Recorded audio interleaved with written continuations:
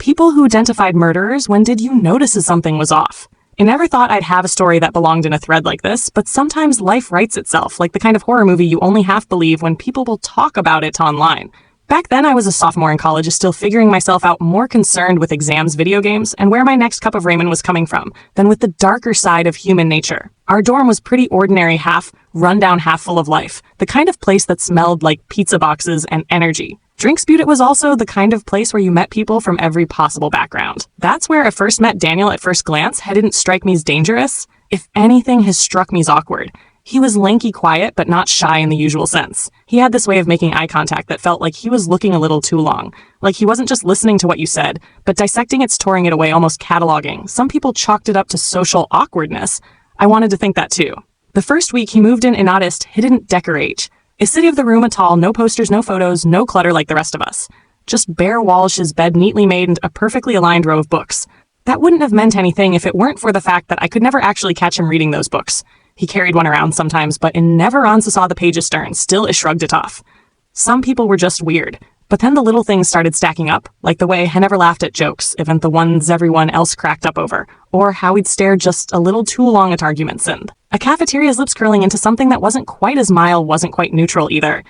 It was like he enjoyed watching people get upset. He was polite enough with men, ever rude, never aggressive, but sometimes at night I'd wake up and see him sitting at this desk in the dark, no lamp on, computer open, just sitting perfectly, still like he was waiting for something. The first time I whispered, "You okay?" He didn't answer. He just turned his head slowly toward me and said, "Go back to sleep."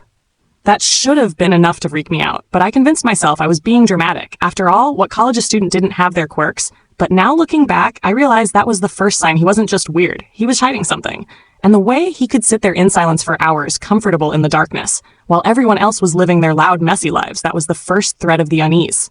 I didn't fully recognize yet. As weeks passed, Daniel's strangeness began to take on sharper edges. At first, it was easy to excuse the mass quirks. He never seemed to eat in the cafeteria like the rest of us. I figured he was broke, maybe shy about eating alone, but sometimes I'd come back late at night and find scraps of food on his not half-eaten pizza or Chinese takeout like the rest of us. But strange things, cold chicken bones, bread rolls ripped apart with surgical neatness, almost like he had dissected them instead of eating them. He never offered, never explained. Another time, a group of us were talking about a high-profile murder case that had been on the news. Everyone was sharing the Ori's wild guesses about motives. Debating whether the suspect was guilty, Daniel stayed quiet for a while, then suddenly spoke up, calmly dismantling the entire police timeline with chilling precision. He talked about how investigators had missed key details, show the killer probably staged certain scenes to throw them off, how the media reports had overlooked behavioral clues that only someone paying attention would notice. The room went dead silent.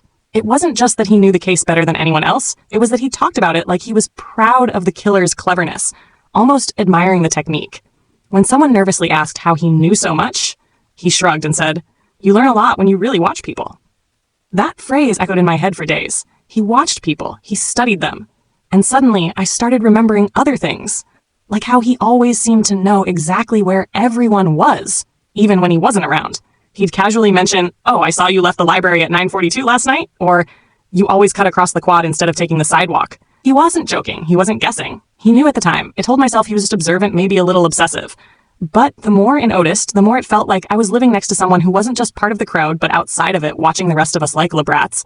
And then there was the smell. Once in a while, I'd walk into our room and catch a faint metallic odor like pennies and bleach mixed together. He always had the window open when that happened. If I asked, he'd say he just cleaned, but his side of the room never looked any cleaner than before. Even now, I can still remember that smell and how it made my stomach twist, though. I couldn't explain why at the time. That was these consign hadn't just noticed people. He studied them, dissected them in ways that weren't normal. And for some reason, he always smelled faintly of something that didn't belong in a college dorm.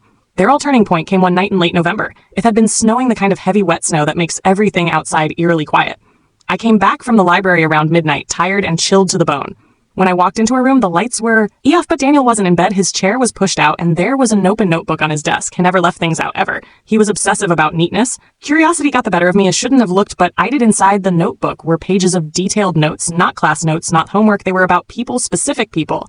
Names of kids in her dorm, descriptions of their routines, what times they left their rooms, what times they came back. He'd written things like, "Emma returns from gym 6:15 p.m. mud, always showers after window left unlock. Ed, or Jason drunk Fry nights, cuts through alley behind library." I felt my blood run cold. It wasn't just creepy, it was predatory. He wasn't just paying attention, he was planning something. I snapped the notebook shut and stepped back just as the door creaked open. Daniel walked in snowflakes, clinging to his hair, his coat dampish hands bare even though it was below freezing outside.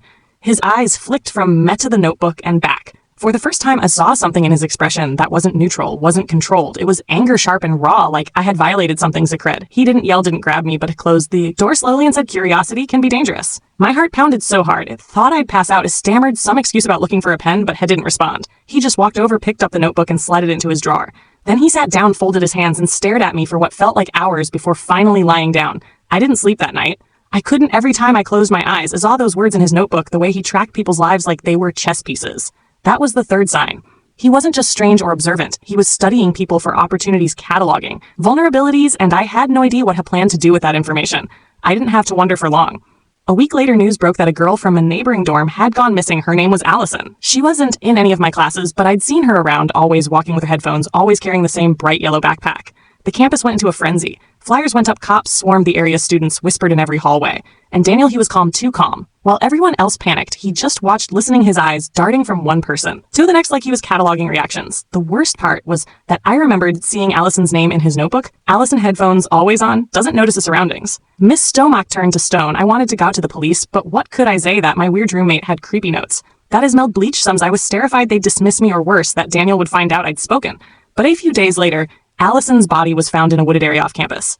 The details never all made the news, but we heard enough, strangled, no signs of robbery. Whoever did it had planned it. The entire dorm went into shock. For me, it wasn't shock, it was confirmation. Every little sign suddenly made sense in the worst way possible. The empty walls, the late night sitting, the obsession with other people's routines, the strange smell, the too precise knowledge of violent crimes. It wasn't random quirks, it was practice. It was rehearsal. Police questioned everyone, and when they got to a room, Daniel was calm and cooperative, too cooperative. He smiled at the officers, joked with them, even offered them bottled water. They didn't suspect him, not then, but I watched his every move, every word, and in the weeks that followed, more pieces slipped into place. Someone had seen him near the woods that night. Another student recognized his description. Eventually, the cops came back. This time, they didn't leave without him. He was arrested, tried, and later convicted. They even found evidence in his drawer, things too gruesome to detail here, but what I'll never forget isn't the arrest or the trial. It's the way when they led him out in handcuffs, she turned his head, locked eyes with me, and smiled. Like he knew I had figured it out long before anyone else. Like he was proud. And that's when I realized the secret signs were always there. The Tuol-Ong stares, the absence of normal human joy. The obsessive cat, a logging of others, the fascination with violence disguised as observation. The strange smells no one could explain. The ability to act calm when everyone else was in chaos. Looking back, I wish I had trusted my gut sooner. Maybe Allison would still be alive. Maybe others too. But hindsight is cruel like that. Now, every time someone asks, when did you notice something was off? I think of Daniel, and I think of all the little signs we ignored because it was easier to believe someone was weird than to believe they were a murderer.